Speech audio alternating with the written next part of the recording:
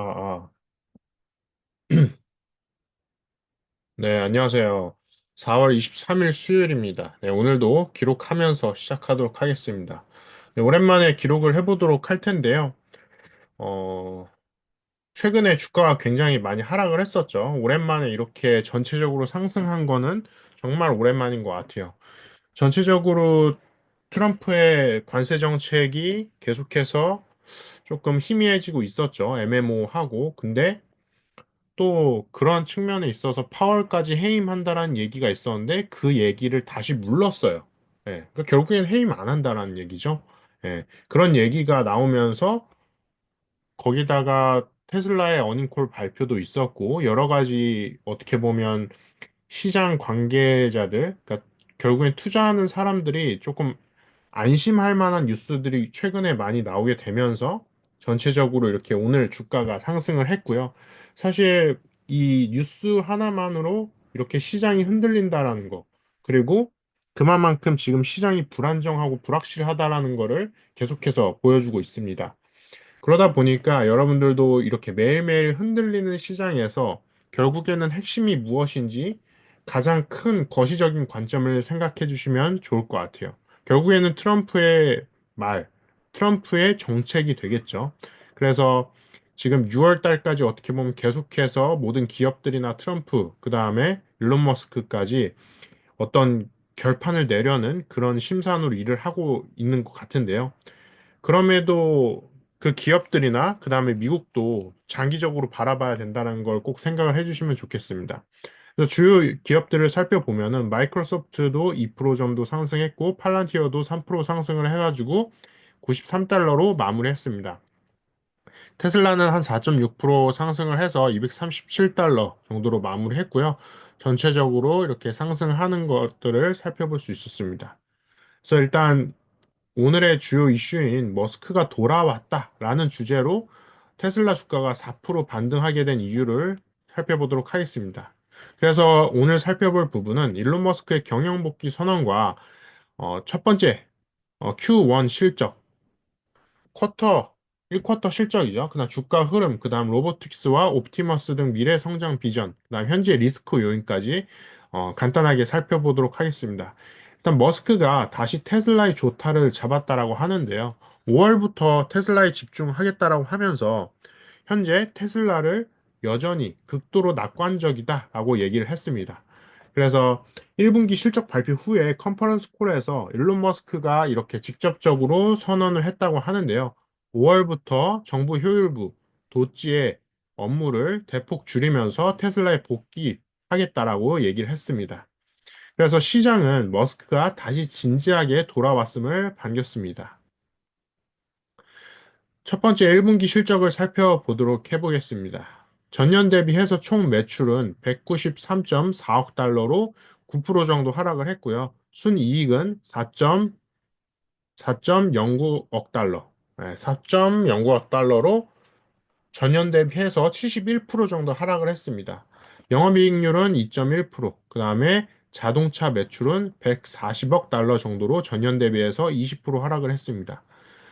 이걸 간단하게 보면은 모델 Y의 생산 전환으로 인한 생산 차질이 일어났고요. 그 다음에 AI하고 옵티머스 프로젝트의 투자 확대가 진행되고 있습니다. 그다음 규제 크레딧 수익을 통해서 5.95억 달러, 전년 대비해서 38% 정도 상승을 했고요. 에너지 사업 매출은 27.3억 달러, 전년 대비해서 67% 정도 상승했습니다. 시장은 충격받은 부분을 봐보면 애널리스트 예상을 하회한 실적에 시장은 냉담했지만 머스크의 전면 복귀 선언은 분위기를 반전시켰습니다. 우리는 죽음의 가장자리에 있지 않다며 위기를 부정했지만 분명 모델 Y 리프레시라는 대전환기 비용은 테슬라를 압박하고 있습니다. 그럼 머스크의 복귀가 어떤 걸 뜻하는지 보도록 해보겠습니다.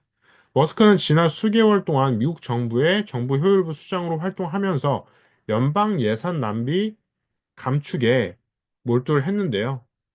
그러나 이 활동이 테슬라 주주들로부터 강한 비판을 받았고, 테슬라는 지금 오너 리스크를 겪고 있다라는 말까지 계속해서 나왔는데요. 그러면서 머스크는 이렇게 얘기했습니다. 미국이라는 배가 침몰하면 테슬라도 침몰할 수밖에 없다. 그걸 막는 게 도지의 일이다. 하지만 이제 머스크가 매주 하루 이틀 정도만 정부 업무를 계속하고 나머지 시간은 테슬라에 집중하겠다라고 밝히면서 시장은 안도의 한숨을 내쉬었습니다. 그러나 로보틱스 옵티머스 미래는 비용이 아니라 기회다라는 주제로 살펴보겠는데요. 머스크는 이번에 컨콜에서 거침없이 얘기를 했습니다. 2026년이면 옵티머스 생산이 100만 대, 로보택시는 2025년 하반기부터 실질적 수익 창출을 할 수 있다라고 얘기를 했는데요.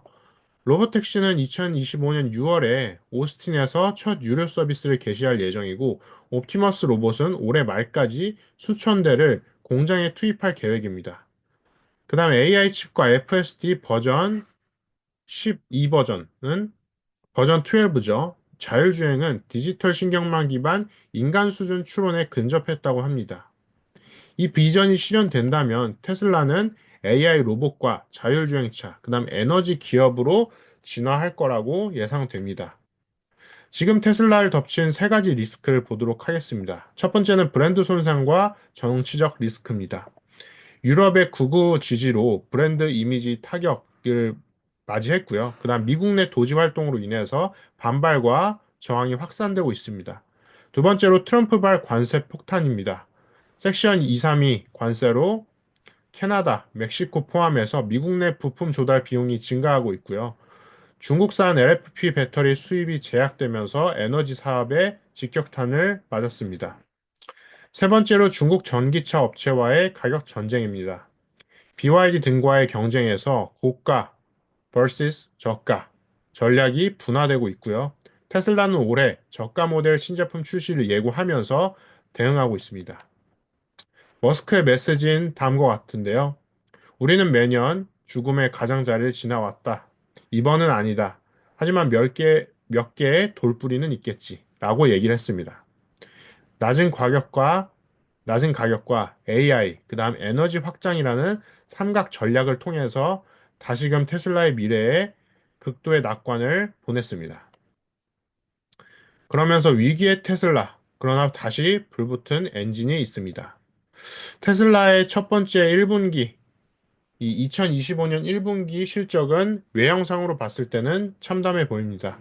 하지만 그 안에는 생산 전환의 고통, 그 다음 AI 투자 확대, 그리고 정치적 리스크 해소 노력이라는 다음 장을 위한 통과 의뢰가 숨어져 있습니다. 일단 머스크가 돌아왔고 다시금 머스크는 얘기합니다. 가장 행복한 미래란 모두를 위한 지속 가능한 풍요, Sustainable Abundance for All 이렇게 얘기를 했습니다. 그래서 여러분들이 이 테슬라가 생각하고 있는 여정을 믿는다라고 하면은 지금의 하락이 미래를 위한 투자일지도 모릅니다. 그래서 여기까지 해서 테슬라 1분기 어닝콜에 대해서 살펴봤고요. 간단하게 뉴스를 살펴보도록 해보겠습니다. 테슬라 모델 Y에 대한 뉴스를 봐보면 부정적인 뉴스들이 굉장히 많습니다. 구입 취소를 통보했거나, 그 다음에 저가 모델 출시가 돌연 연기됐거나, 그 다음에 저가형 모델 Y 출시가 최소 3개월 지연된다라는 뉴스도 있고요. 테슬라 저가 전기차 출시가 연기된다. 로보택시 우선 전략으로 인해서 이렇게 나오고 있습니다. 그다음 머스크 관련된 뉴스를 보겠습니다. 어닝 쇼크 날 머스크가 뭐라 했길래 테슬라가 폭등했을까? 아까 같이 살펴봤죠. 그 다음에 머스크가 정부 효율부 주요 작업이 끝냈다. 5월부터 테슬라에 집중하겠다. 이 부분이 핵심적인 내용이었습니다. 테슬라 1분기 자동차 매출은 20% 정도 감소를 했고, 안티 머스크 영향이라는 뉴스도 볼 수 있습니다. 네, 이렇게 해서 테슬라와 전체적인 주가에 대해서 살펴봤고요. 테슬라가 앞으로 머스크가 돌아옴으로써 정확히 어떻게 변화할지 같이 살펴보면 좋겠습니다. 감사합니다.